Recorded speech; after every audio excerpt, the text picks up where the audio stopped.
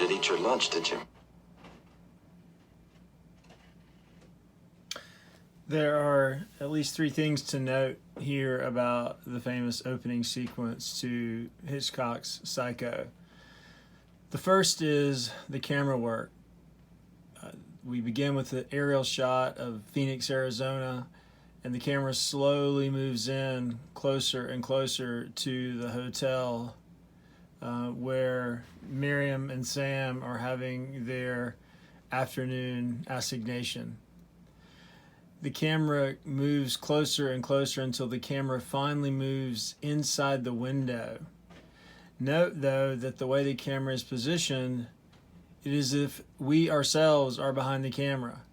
So we ourselves, the first time we see people in this film, are complicit in the act of voyeurism. We are watching Sam and Marion post-coital. Well, in a film about voyeurism, this is a significant move. Now we are in the same position as Norman Bates. We are to the film as Norman Bates is to Marion as he watches her undress and shower. So what does that do to our sense of the film? If we are complicit with the villain of the film, if we are complicit with a man who not only spies unseen on women undressing, but also, of course, murders women in the shower, not once, but many times, then we cannot enjoy the traditional stance of audience toward artwork. We are not simply objectively watching the artwork, we are in the artwork. And we are not only in the artwork, we are in the artwork as the core, the evil core of the artwork. So this doesn't necessarily affect how we will experience the film. Second thing to note about this scene is the use of time. Well, really space and time. We're oriented very early. We are in Phoenix. It is this day in December, and it is this time in the afternoon. The way that time is depicted in the film is very interesting. We start out with an extreme specificity of time, but by the end of the film, there's a sense that there's no time at all. If we begin with this specificity, we end with Norman sitting alone in a room, gone totally insane, staring blankly, motionless, in a place where he is outside of time, essentially. The stasis that we associate with death or artificial objects. So one question we have as we go through the film is, how do we get there? How do we go from not only the time in the opening scene, but also a very keen sense of time on Marion's behalf? We know what day it is. We know the time by which she is meant to deposit the money. We know that she's trying to make it to Sam as soon as possible. And then we know that she wants to get back to Phoenix as soon as she can.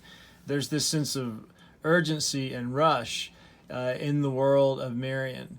Then, of course, after she's killed, we enter into the world of Norman, in which we experience time in a much different way. Norman's is a time not organized by deadlines and amounts. It's a time more organized by life and death, crime and punishment. The third thing to note about the scene: when we first see Sam and Marion in the hotel room, Marion is lying horizontally, of course, in the bed, and Sam is standing above her vertically. This is one of many moments in the film where there is a geometry of horizontal versus vertical. They are in tension with one another. If you watch the opening credits, you see lines running across the screen violently, either horizontally or vertically. And now in the first scene, we see Sam vertical, Marion horizontal. When we see the Bates Hotel, it is a close to the ground roadside motel, horizontal, and the huge Gothic house, it could have come out of Edward Hopper, towering above, that is vertical.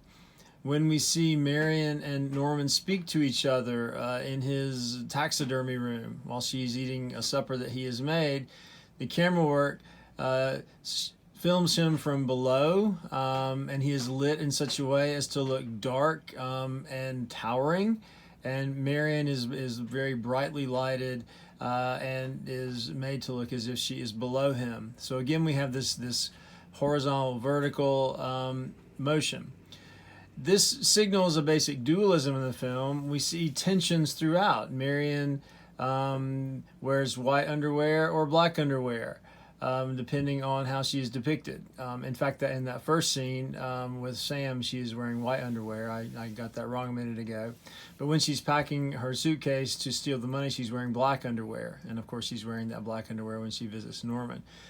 So we have black and white. We have horizontal. We have vertical. So this signals a kind of tension of opposites in the film, where we constantly have opposing forces, as I've just articulated, but at the same time, there is a sense that oppositions are not mutually exclusive, but somehow mutually inclusive. I say that because we have a lot of doubling in the film. Marion's sister does not look terribly unlike her. When Sam faces Norman in the hotel, they do not look terribly unlike. And we have lots of imagery of mirrors. So it's a world in which, yes, good and evil seem to be diametrically opposed, but also, if we go all the way back to the first point I'm making, even though we as the audience might think we're good compared to Norman's evil, we ourselves are complicit in his evil thanks to the camera work. And of course, Marion herself is a perfect example of this blurring of opposites.